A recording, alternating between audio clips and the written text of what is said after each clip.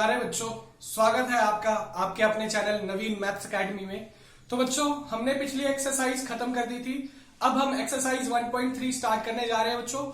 इस एक्सरसाइज के लिए मैं कुछ आपको बेसिक बातें समझाना चाहूंगा बच्चों, जो मैंने इस चैप्टर के फर्स्ट पार्ट में आपको समझा रखी है। लेकिन अगर आपको फिर भी नहीं आती तो प्लीज आप फिर से समझ लीजिए, अदरवाइज आप चाहें तो पार्ट 1 भी देख सकते हैं। तो चलिए बच्चों, वो कुछ बेसिक समझते हैं। तो बच्चों, डेसिमल्स क्या होते हैं बच्चों, हम समझते हैं डेसिमल्स के बारे में। तो डेसिमल्स दो टाइप के होते हैं बच्चों, एक रैशनल और एक इरेशनल। एक रैशनल और एक इरेशनल। बच्चों, तो रैशनल कौन से होते हैं? रैशनल के लिए अभी आप बात समझे पहले बच्चों। मैंने एक फ्रैक्शन लिखा बच्चों, जैसे मान लीजिए बच्चों 1/2 मैंने एक फ्रैक्शन लिखा, ठीक है बच्चों। तो 2 से जब मैंने 1 को डिवाइड किया तो बच्चों 0 लगा के, डेसिमल लगा के मैंने यहाँ पे 0 लिया, तो 2 5 10 बच्चों कितना आ गया? ये 0.5। तो बच्चों ये रिपीट नहीं हो रहा ना, ये टर्मिनेट हो गया। इसके बाद ये आगे डिवाइड नहीं हो रहा है, यहाँ पे डिवाइड होना कंप्लीट हो गया, ये टर्मिनेट हो गया, इसके आगे डिवाइड नहीं हो रहा। तो हमने देखा कि एक क्या होता है बच्चों, टर्मिनेटिंग। क्या होता है? टर्मिनेटिंग। ठीक है बच्चों, ऐसे ही मैंने एक और उदाहरण लिया बच्चों। एक लिया मैंने फ्रैक्शन, जैसे कि 1/3। बच्चों मैंने 1 को जब 3 से डिवाइड किया तो मैंने बच्चों डेसिमल लगा के यहाँ 0 लिया बच्चों, तो 3 3 9। फिर बच्चों 1 बच गया, मैंने डेसिमल लगाया हुआ है, यहाँ 0 लिया बच्चों, 3 3 9 बच्चों। फिर 1 बच गया, फिर 0 लिया, फिर 3 3 9 बच्चों। तो ये ऐसे आप करते जाएं, इसका अंत कभी नहीं आएगा, ये कभी खत्म नहीं होगा। तो बच्चों ये नॉन टर्मिनेटिंग है, नॉन टर्मिनेटिंग। नॉन टर्मिनेटिंग, लेकिन ये कैसा नॉन टर्मिनेटिंग है बच्चों? रिपीटिंग है। इसमें ये एक नंबर बार बार रिपीट हो रहा है ना बच्चों? रिपीट हो रहा है ना ये पैटर्न। तो इसको हम क्या कहेंगे? Non terminating. बट कैसा है ये बच्चों? रिपीटिंग इन नेचर है बच्चों। तो रैशनल नंबर बच्चों दो टाइप के होते हैं। एक बच्चों ऐसे रैशनल नंबर जो टर्मिनेटिंग होते हैं, एक ऐसे फ्रैक्शन जो नॉन टर्मिनेटिंग होते हैं बट रिपीटिंग होते हैं। लेकिन बच्चों इरेशनल कौन से होते हैं फिर? तो जो बच गए बच्चों वो सारे इरेशनल होते हैं। इरेशनल होते हैं बच्चों, देखिए आइए चलिए उनके एग्जांपल लेकर समझते हैं इरेशनल कैसे होते हैं। जैसे बच्चों आपको पता है बच्चों पाई की वैल्यू क्या होती है? 3.14। बच्चों इसके आगे ये वैल्यू यही खत्म। आप तो इतनी यूज करते हैं ना बच्चों, ये अप्रोक्सीमेट वैल्यू, आप ये 22/7 यूज करते हैं, ये अप्रोक्सीमेट वैल्यू है। पर पाई की वैल्यू यही फिनिश नहीं हो जाती। आप जब इसको करके देखेंगे तो बच्चों ये आगे जाती रहती है। ऐसे ही उदाहरण के लिए पाई एक इरेशनल नंबर है बच्चों, ये आगे वैल्यू जाती रहती है, कंटिन्यू नहीं होती एक पैटर्न पे।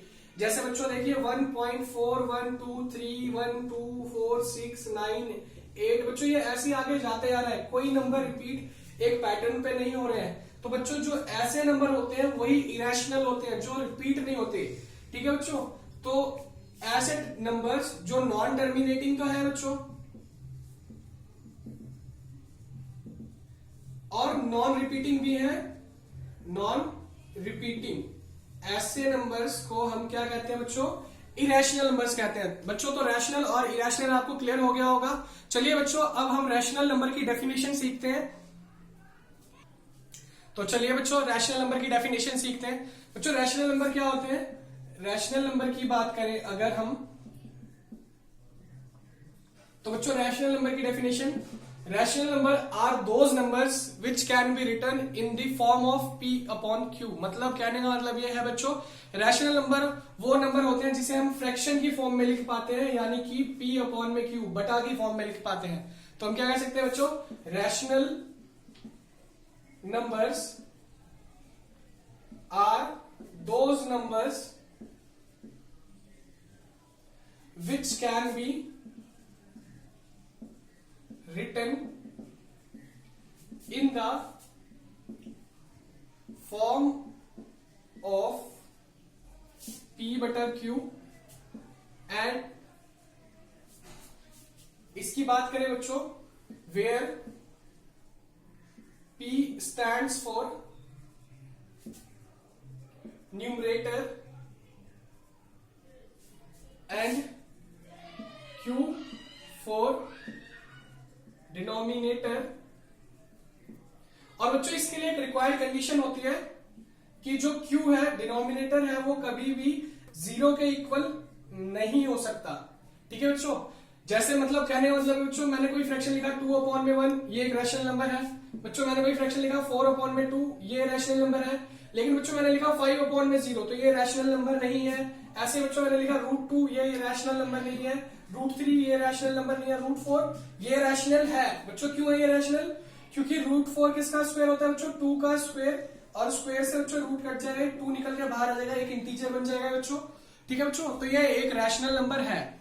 ठीक है बच्चों, तो चलिए बच्चों अब हम एक्सरसाइज 1.3 का क्वेश्चन नंबर फर्स्ट करते हैं। आशा करता हूं आपको ये सारी बातें क्लियर होगी होंगी, और जो बातें क्लियर नहीं हुई है वो क्वेश्चन में और क्लियर हो जाएंगी। तो चलिए बच्चों हम अपना एक्सरसाइज 1.3 का क्वेश्चन नंबर फर्स्ट करते हैं बच्चों। बहुत ही ज्यादा इंपॉर्टेंट क्वेश्चन है बच्चों, ये इस चैप्टर का एग्जाम में बहुत बार आता है, ऑलमोस्ट हर साल आता है बच्चों। तो इस क्वेश्चन को प्लीज इग्नोर मत कीजिएगा, बहुत ही ध्यान से समझिएगा। ऐसे कम से कम मैं बच्चों 2-3 क्वेश्चन तो मैं खुद कराऊंगा, तो आप प्लीज इस क्वेश्चन को बहुत प्यार से, बहुत ध्यान से समझिएगा और बहुत एंजॉयमेंट के साथ समझिएगा। बहुत आसान क्वेश्चन है, फ्री के नंबर है इस क्वेश्चन के, फ्री के। चलिए बच्चों हम इस क्वेश्चन को समझते हैं कि √5 जो है एक इरेशनल नंबर है बच्चों, ये साबित करें। तो बच्चों हमें इस क्वेश्चन के लिए एक समझ लीजिए इस बात को कि मजाक ही करना है बच्चों। हमें पहले मानना है बच्चों कि ये √5 एक रैशनल नंबर है, और फिर बोलना है कि हमने जो माना है वो गलत है, और फिर इससे साबित हो जाएगा कि ये एक रैशनल नंबर है। आपको लग रहा होगा बच्चों मैं क्या बोल रहा हूं, मजाक कर रहा हूं शायद आप लोगों के साथ। नहीं बच्चों, इस क्वेश्चन को हमने ऐसे ही करना है, पहले इसी नंबर को हमने रैशनल माना है, फिर यही बात गलत साबित कर देनी है कि हमने जो माना है वो गलत है, तो ये एक इरेशनल नंबर है, ये साबित हो जाएगा। तो चलिए बच्चों इस क्वेश्चन को करते हैं। तो बच्चों लेट किया हमने, लेट अस अज्यूम, हमने माना बच्चों let us assume to the contrary, हमने माना कि बच्चों √5 एक रैशनल नंबर है। तो बच्चों जब मैंने एक रैशनल नंबर मान लिया, तो रैशनल नंबर्स के बच्चों जो फैक्टर्स होंगे, हमने ऐसा माना इसके जो रैशनल नंबर है ये √5, इसको ऐसा मान लिया हमने कि एक रैशनल नंबर है। ठीक है बच्चों, तो ये अगर रैशनल नंबर है तो ये किसके बराबर होगा बच्चों? a/b के बराबर होगा। अभी बताया ना बच्चों मैंने, ये किसके बराबर होगा? एक फ्रैक्शन में होगा। तो हमने माना लेट √5 किसके बराबर हो गया बच्चों? ये a/b के बराबर हो गया, जहां पे बच्चों a एंड b आर क्या होंगे बच्चों? ये को प्राइम नंबर्स होंगे। क्या होंगे बच्चों? ये को prime numbers, and b is not equal to 0, जहां पे a और b को प्राइम नंबर्स है और b 0 के बराबर नहीं है बच्चों। अब यहाँ पे बच्चों आपको, कई बच्चों को यहाँ पे को प्राइम शब्द का मतलब नहीं पता होगा, को प्राइम होता क्या है बच्चों। तो चलिए को प्राइम वर्ड का मतलब समझते हैं बच्चों। को प्राइम मतलब जैसे एक नंबर है बच्चों 3 और एक नंबर है 5, और ले लीजिए बच्चों एक नंबर 7 और एक नंबर मान लीजिए बच्चों 9, तो ये सारे नंबर्स को प्राइम है बच्चों। को प्राइम को प्राइम से रिलेट मत करना बच्चों, को प्राइम अलग होता है, प्राइम अलग होता है। को प्राइम की हिंदी होती है सहभाज्य संख्या। ठीक है बच्चों, सहभाज्य संख्या यानी कि को प्राइम नंबर्स। बच्चों को प्राइम नंबर्स वो नंबर्स होते हैं जो सिर्फ और सिर्फ 1 से डिवाइड होते हैं और किसी नंबर से डिवाइड नहीं होते हैं। ठीक है बच्चों, तो ये 3 भी 1 से ही डिवाइड होगा और 5 भी 1 से ही डिवाइड होगा, इसलिए ये दोनों नंबर्स क्या है बच्चों? को प्राइम है। इनका फैक्टर अदर देन 1 कुछ नहीं है, अदर देन 1 कोई और फैक्टर ना हो, ऐसे नंबर्स को ही हम क्या कहते हैं बच्चों? को प्राइम नंबर्स कहते हैं। ठीक है बच्चों, यहां भी देखिए आप, तो अदर देन 1 कोई और फैक्टर नहीं है बच्चों। 8 और 13 ले लिया मैंने बच्चों, तो यहां भी देखो बच्चों अदर देन 1 कोई और फैक्टर नहीं है। ऐसे ही नंबर्स को हम क्या कहते हैं बच्चों? को प्राइम नंबर्स कहते हैं बच्चों। अब इसी की मदद से हम बच्चों इसको इरेशनल साबित कर देंगे कि हमने कहा बच्चों यहाँ पे a और b जो है वो को प्राइम नंबर्स है, तो इनके जो फैक्टर है वो 1 के अलावा कोई और नहीं हो सकता। लेकिन बच्चों हम इसी बात को गलत साबित कर देंगे कि इसके फैक्टर जो है 1 के अलावा कोई और नंबर भी है।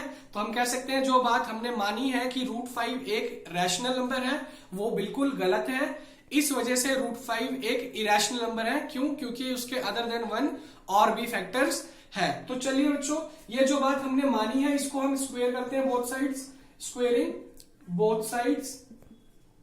तो जब हमने दोनों तरफ स्क्वायर किया बच्चों, तो √5 का स्क्वायर किया हमने, ऐसे बच्चों a बटे b का भी स्क्वायर किया हमने। तो जब √5 का स्क्वायर किया बच्चों कितना हो गया 5, इसका स्क्वायर किया बच्चों तो कितना हो गया a स्क्वायर अपॉन में b स्क्वायर। तो बच्चों हमने इसको इधर ले गए तो ये b स्क्वायर उधर चला गया बच्चों, और a स्क्वायर अपॉन 5 हो गया बच्चों, इधर 5 आके डिवाइड हो गया बच्चों। तो हम यहाँ पे क्या देख पा रहे हैं बच्चों कि ये जो a स्क्वायर है ये 5 से डिवाइड हो जा रहा है। ये a स्क्वायर बच्चों अभी हमने कहा ये तो को प्राइम नंबर है, तो इसका कोई और 1 के अलावा फैक्टर नहीं होगा। लेकिन हम यहाँ पे क्या देख पा रहे हैं बच्चों कि a स्क्वायर जो है वो 5 से डिवाइड हो जा रहा है, देयरफॉर 5 इज द फैक्टर, है ना बच्चों। तो हम क्या कह सकते हैं, therefore a square is divisible by 5, ये बात निकल गई बच्चों।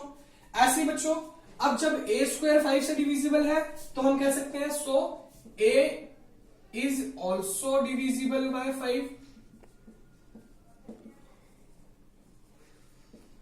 अब बच्चों कुछ बच्चों के बाद मन में ये सवाल आ रहा होगा बच्चों कि हम डायरेक्टली ऐसे कैसे कह सकते हैं बच्चों कि अगर a स्क्वायर 5 से डिविजिबल है तो a भी 5 से डिविजिबल होगा। बच्चों मैंने मान लीजिए एक नंबर लिया 25, ठीक है बच्चों, ये 5 से डिविजिबल है ना बच्चों, और 25 का स्क्वायर लिया मैंने बच्चों, कितना होता है 625। तो देखो ये भी तो 5 से डिविजिबल है बच्चों। एक नंबर लिया मैंने 27, ये देखो बच्चों 3 से डिविजिबल है, ठीक है बच्चों। 27 का आप स्क्वायर करेंगे, 27 का स्क्वायर यानी कि 27 इंटू 27, ये भी तो बच्चों 3 से डिविजिबल है। देखो 3 से 8 कट जाएगा 9 पे। तो बच्चों हमने ये देखा कि कोई नंबर अगर बच्चों 5 से डिविजिबल है तो उसका स्क्वायर भी 5 से डिविजिबल है। कोई नंबर अगर 3 से डिविजिबल है तो उसका स्क्वायर भी 3 से डिविजिबल है। और इसी बात को हम बच्चों वाइस वर्सा भी कह सकते हैं कि अगर किसी नंबर का स्क्वायर कि 5 से डिविजिबल है तो वो नंबर का स्क्वायर रूट भी 5 से डिविजिबल होगा। यही बात हमने बच्चों यहां लिखी है कि a square is divisible by 5, तो a भी किससे डिविजिबल होगा बच्चों 5 से। चलिए बच्चों इसको आगे सॉल्व करते हैं। तो बच्चों हमने यहाँ पे साबित कर दिया कि a जो है वो 5 से डिविजिबल है। ऐसे ही बच्चों हमें साबित करना है कि ये जो b है वो भी 5 से डिविजिबल है, ठीक है बच्चों। अगर हमने ये साबित कर दिया कि b भी 5 से डिविजिबल है और a भी 5 से डिविजिबल है तो हमारी बात गलत साबित होगी ना बच्चों कि a और b को प्राइम नंबर्स हैं, कि इनके अदर देन फैक्टर 1 के अलावा कोई और फैक्टर है ही नहीं। लेकिन यहाँ पे अदर देन 1 के अलावा हम 5 फैक्टर निकाल पा रहे हैं, तो इसलिए हमारी बात कॉन्ट्राडिक्ट हो जाएगी। तो चलिए बच्चों करते हैं। तो हमने लिया एक a को माना बच्चों हमने कि a जो है वो 5k है, ठीक है बच्चों। तो हमने जो लेट किया था √5 is equal to a upon में b, बच्चों यहाँ पे a की जगह पे हम 5k पुट कर देते हैं बच्चों। 5k पुट कर दिया हमने बच्चों।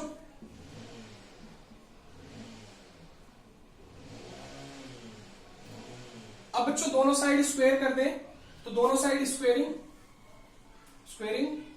Both sides. जैसे ही बच्चों हमने दोनों साइड स्क्वायर किया तो √5 का स्क्वायर 5k अपॉन में b का स्क्वायर, तो इधर कितना हो गया बच्चों 5, इधर कितना हो गया बच्चों 25k स्क्वायर अपॉन में b। अब बच्चों ये b को मैं उधर ले जाऊं तो चलिए बच्चों इस b स्क्वायर को मैं अगर उधर ले जाऊं तो 5b square is equal to 25k square.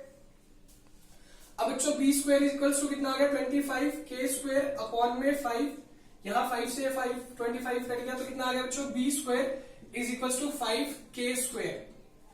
तो बच्चों यहां तक नोट डाउन कीजिए। चलिए बच्चों इस बात को मैं यहां पे समझा देता हूं आपको। तो हमने देखा बच्चों b square is equal to 5k square आ गया हमारा। अब बच्चों यहाँ पे हम देख पा रहे हैं कि k स्क्वायर, इसको मैं बच्चों यहाँ पे k स्क्वायर को रख लिया, 5 को उधर ले गया तो k square is equals to b square upon में 5। तो बच्चों हम यहाँ पे देख पा रहे हैं कि b स्क्वायर भी किससे डिविजिबल आ गया बच्चों 5 के, कि b स्क्वायर भी किससे डिविजिबल है बच्चों 5 से। तो हम कह सकते हैं therefore b square is divisible by 5। तो हम क्या कह सकते हैं बच्चों, अगर b स्क्वायर 5 से डिविजिबल है तो b भी किससे डिविजिबल होगा 5 से। सो b इज ऑल्सो डिविजिबल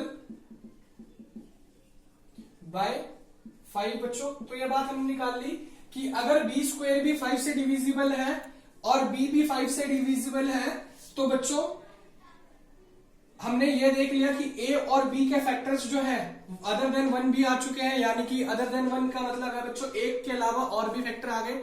एक के अलावा हमने यहाँ पे दिखा दिया बच्चों कि ये जो ए और बी है ये 5 से भी डिविजिबल है। तो हम क्या कह सकते हैं बच्चों, ये जो बात हमने मानी थी ये बात गलत हो गई। ए और बी को प्राइम नंबर माने थे हमने, लेकिन ए और बी को प्राइम निकल के नहीं आए। इनके फैक्टर्स 1 के अलावा 5 भी हैं। तो ये जो बात हमने मानी थी कि ये √5 जो है एक रैशनल नंबर है, ये बात गलत साबित होगी बच्चों। तो हम क्या कह सकते हैं, हमारी बात कॉन्ट्राडिक्ट हो गई। इसी वजह से √5 जो है एक इरेशनल नंबर है। चलिए बच्चों, तो इतना आप नोट डाउन कर लीजिए। इसके बाद हमें क्या स्टेटमेंट लिखनी है मैं बता देता हूं आपको।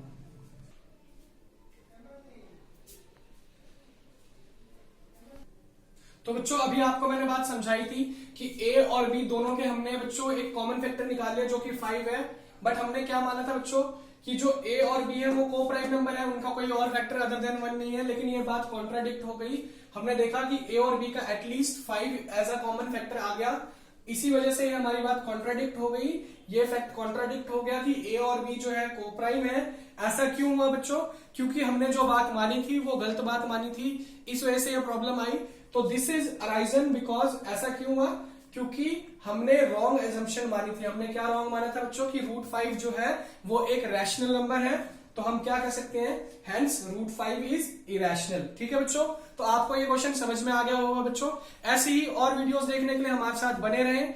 हमारे चैनल को सब्सक्राइब करना ना भूलें प्लीज बच्चों। बेल आइकन को प्रेस करें और हमारी वीडियो को शेयर करें, लाइक करें। धन्यवाद।